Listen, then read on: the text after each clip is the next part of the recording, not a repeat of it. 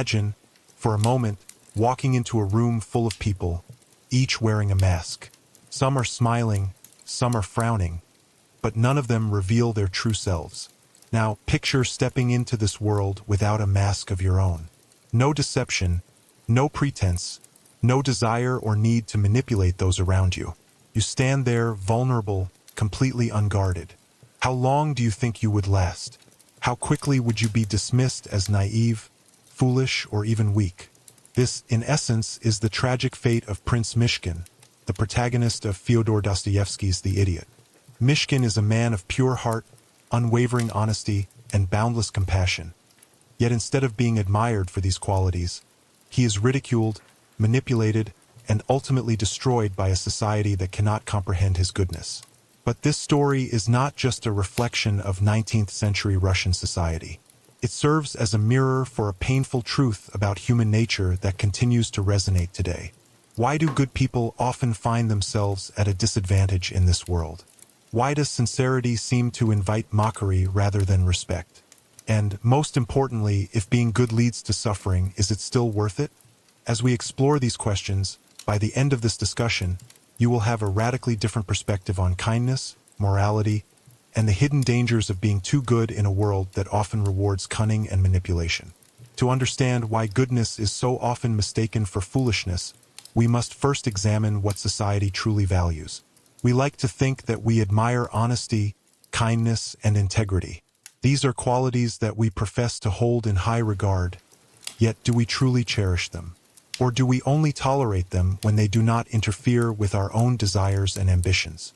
Throughout history, the individuals who rise to power are rarely those who are purely good. Instead, they are those who know how to navigate the complexities of human relationships. They understand when to be ruthless, when to be charming, and how to mask their true intentions behind a carefully crafted persona. Niccolò Machiavelli, in his seminal work The Prince, argued that a ruler must be willing to act immorally when necessary, because the world does not reward goodness, it rewards results. This is where Myshkin's story takes a tragic turn. He does not understand, or perhaps refuses to accept, the rules of the world in which he lives. He cannot manipulate, deceive, or play the game, nor does he desire to. And because of this, he is seen as an idiot, not because he lacks intelligence, but because his goodness renders him vulnerable in a world that thrives on competition, self-interest, and calculated actions. Think about how this applies to our own world. How often do we see truly kind and honest individuals being taken advantage of? How many stories have we heard about good-hearted people who were betrayed by those they trusted? How often have we ourselves felt foolish for believing in the best in others, only to be disappointed? This is not to suggest that the world is completely corrupt, but it is undeniable that, in many cases, a certain level of cunning is necessary for survival. Even those who consider themselves good people must sometimes compromise their values in order to protect themselves. And yet, despite all of this, we continue to long for figures like Myshkin, people who are truly unshakably good. But this is where the story becomes even more complex. Dostoevsky does not present Myshkin as a mere martyr. He does not simply suffer in silence. Instead, he challenges those around him in ways they cannot fully comprehend. His goodness, far from being passive, acts as a mirror that forces others to confront their own flaws and contradictions. This is precisely what makes people so uncomfortable around him. Myshkin does not judge them, yet his very existence exposes their hypocrisy. His sincerity highlights their deception. His kindness makes their selfishness all the more glaring. And as a result, rather than being embraced, he is rejected. This brings us to a fundamental question. Is it Myshkin who is the fool, or is it the world around him that has lost its way? As we continue exploring, we will dive deeper into this paradox and unpack what it truly means to be good in a world that does not seem to value goodness. In the end, we will uncover the ultimate truth about kindness, one that might just change the way you view not only the world but also yourself. What makes Myshkin's story so tragic is not just the suffering he endures, but the way in which he is perceived by those around him. He does not see himself as a fool. He believes in love, in honesty, and in the goodness of human nature. And yet, the more he tries to bring light into the lives of others, the more they view him as an outsider, someone who does not belong in their world. But why? Why does true goodness often create such discomfort? To answer this, we must look at the way people interact with one another. Human relationships, whether personal or societal, are built on a delicate balance of power. Even in the most casual of interactions, there is an unspoken negotiation happening beneath the surface. People carefully measure their words, choose their actions strategically, and adjust their behavior based on what they expect in return. It's a world of subtle manipulation, where even kindness is often given with an expectation of reciprocity. But Myshkin does not play this game. He gives without expecting anything in return. He speaks with complete honesty, without calculating how his words might be received. He forgives without holding on to resentment, even when others betray him repeatedly. In a world where everyone wears a mask, Myshkin is completely unguarded. And this, precisely, is why people do not trust him. Psychologists have long studied the concept of cognitive dissonance, the uncomfortable tension that arises when we are confronted with information or behavior that contradicts our beliefs about ourselves. When Myshkin interacts with others, he forces them to confront their own moral contradictions. They may claim to value kindness, but when faced with true, unconditional goodness, they feel exposed. It makes them realize just how far they have strayed from their own ideals, and rather than accepting this uncomfortable truth, they reject the person who reveals it to them. Consider how we often react to people who are exceptionally good. When we hear stories of selfless individuals who dedicate their lives to helping others, we admire them. But sometimes we also feel a strange discomfort. We tell ourselves that they are different from us, that their level of selflessness is unrealistic, even impractical. We may even begin searching for flaws in them, hoping to find evidence that they are not as pure as they seem. Why? Because accepting their goodness would require us to question our own choices, our own compromises, and our own moral justifications. This is exactly what happens to Myshkin. He becomes a symbol of something unattainable, an ideal that people admire in theory but reject in practice. His presence disrupts the social order, not through force but simply by existing. Dostoevsky uses Myshkin's story to explore a deeper truth about human nature. We do not truly want perfect goodness in our lives. We think we do, but when faced with it, we find it overwhelming, even suffocating. Goodness without calculation, without boundaries, without the usual human flaws, is something that most people do not know how to handle. And because of this, instead of elevating the good person, society often isolates them. But does this mean that goodness is meaningless? Does it mean that being a good person is a mistake? This is where things become even more complex. Despite all the suffering he endures, Myshkin does not regret his kindness. He does not become bitter. He does not wish to change who he is. And in this, Dostoevsky offers us a profound insight. The value of goodness does not lie in how others perceive it, but in its inherent nature. In other words, true goodness does not need validation. It does not require admiration or reward. It exists not because the world appreciates it, but because it is the right way to be. But this raises a final, unsettling question, one that challenges everything we've discussed so far. If goodness is so pure, so powerful, then why does it so often lead to suffering? Why do the best people seem to face the greatest hardships? As we continue, we will uncover the final and most shocking revelation about what it truly means to be good in a world that does not value goodness. And in the end, you may find yourself questioning everything you thought you knew. If goodness is truly valuable, then why does it seem to invite suffering? Why do the most honest, selfless, and compassionate people often face the greatest betrayals, disappointments, and hardships? This question is one of the scent. Ral dilemmas of the idiot. Prince Myshkin does everything in his power to bring kindness and understanding into the world, and yet, instead of being rewarded for it, he is ridiculed, misunderstood, and ultimately destroyed. But Dostoevsky does not present this as a meaningless tragedy. Instead, he forces us to look deeper into the nature of suffering itself. There is an undeniable connection between goodness and suffering. This is something that has been explored not only in literature, but also in philosophy, psychology, and religious thought.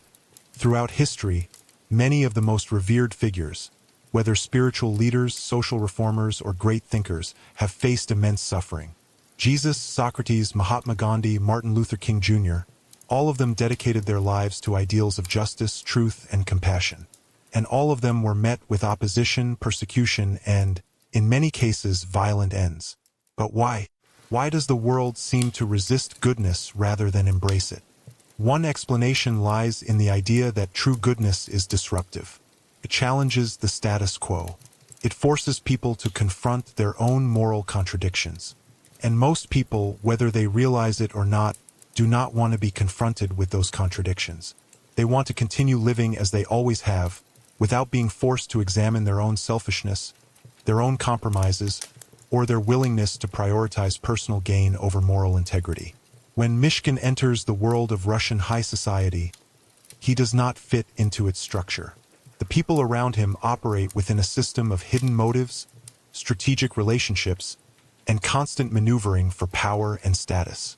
Myshkin does not participate in any of this, and because of that, he becomes an anomaly, something that cannot be explained or categorized. And what happens to anomalies? They are either absorbed into the system and forced to conform, or they are cast out. Myshkin, unwilling to change, is ultimately rejected. This brings us to a crucial point. If suffering is often the fate of good people, then what is the purpose of being good? Is it worth it? Dostoevsky's answer to this is complex. He does not offer an easy solution, nor does he suggest that goodness will eventually be rewarded in some worldly sense. Instead, he presents an idea that is both unsettling and profoundly liberating. The value of goodness is not determined by the world's reaction to it. In other words, goodness is not about outcomes. It is not about being praised, loved, or even understood. It is not about success, recognition, or external rewards. Goodness, in its purest form, exists for its own sake. It is valuable simply because it is good. This idea is deeply challenging because it goes against everything we are conditioned to believe. We are taught to seek validation, to measure our actions by their results, and to expect fairness and justice in return for our efforts. But true goodness does not operate on those principles. It is not transactional. It does not ask, "What will I get in return?" It simply exists. And yet, there is a paradox here. If goodness exists for its own sake, independent of rewards, then does it have any real power? If it does not change the world around it, if it does not lead to success or influence, then what is its purpose? This is the final and most difficult question we must explore. Because while Myshkin suffers, he also leaves an undeniable impact on those he meets. Even those who reject him cannot forget him. Even those who mock him are, in some way, changed by their encounters with him. This suggests that while goodness may not always triumph in a traditional sense, it has a power that is deeper, more subtle, and more lasting than we might initially realize. But what exactly is this power, and how does it shape the world in ways we do not immediately see? In the final part of our discussion, we will uncover the ultimate truth about goodness, one that will challenge everything we have explored so far and leave us with a revelation that may forever change the way we understand human nature. If goodness is not measured by its rewards, then what is its true power? If the world rejects, ridicules, and even destroys those who are genuinely good, then why does goodness persist? Why do people like Myshkin, who seem so out of place in a world driven by ambition and self-interest, continue to exist? The answer lies in something that cannot be easily seen or quantified. It lies in the silent, often unnoticed ways in which true goodness transforms those who come into contact with it. Throughout The Idiot, Myshkin does not seek to change others. He does not preach. He does not attempt to reform society. And he does not impose his ideals onto those around him. And yet, he leaves a mark on every life he touches. Even those who hurt him cannot remain unaffected by his presence. His sincerity, his compassion, and his unwavering belief in the goodness of others act as a mirror, reflecting back to people the deepest, most hidden parts of themselves. This is the secret power of true goodness. It reveals the truth. It does not force. It does not demand. It does not manipulate. It simply exists. And by existing, it forces those around it to confront their own nature. Some respond to this by embracing it. Others, unable to bear what they see, reject it. But no one remains unchanged. Think about the moments in your own life when you have encountered true kindness. Kindness given freely, without expectation, without any hidden motive. It may have been something small, something seemingly insignificant. But did it not stay with you? Did it not challenge you, even if only for a moment, to reconsider your own actions, your own beliefs, your own way of being? This is why goodness, though often dismissed as weakness, is in reality one of the most powerful forces in existence. It does not seek control, yet it influences. It does not fight, yet it changes. It does not demand, yet it inspires. And yet, this power comes with a cost. Dostoevsky understood that in a world built on self-interest and survival, those who embody pure goodness will often suffer. They will be misunderstood. They will be taken advantage of. They will feel, at times, as though they do not belong. But he also understood something even more profound. The suffering of the good is not meaningless. It is not a sign that they have failed. On the contrary, it is proof that they have remained true to themselves in a world that constantly tries to corrupt them. In the final pages of The Idiot, Myshkin's fate is sealed. He is broken by the cruelty and complexity of the world around him. But does this mean he was truly a fool? Or was he, in the end, the only one who truly saw reality for what it was?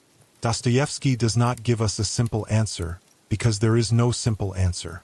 But he leaves us with a question, one that each of us must answer for ourselves. Is it better to be wise in the ways of the world, to protect ourselves, to play the game? Or is it better to remain true to our ideals, even at the cost of suffering? This is the choice that every person must face at some point in their lives. And the answer is not easy. It is not black and white. But perhaps the true measure of a life well lived is not in how much we have gained, but in how much light we have brought into the world, no matter how small, no matter how unnoticed.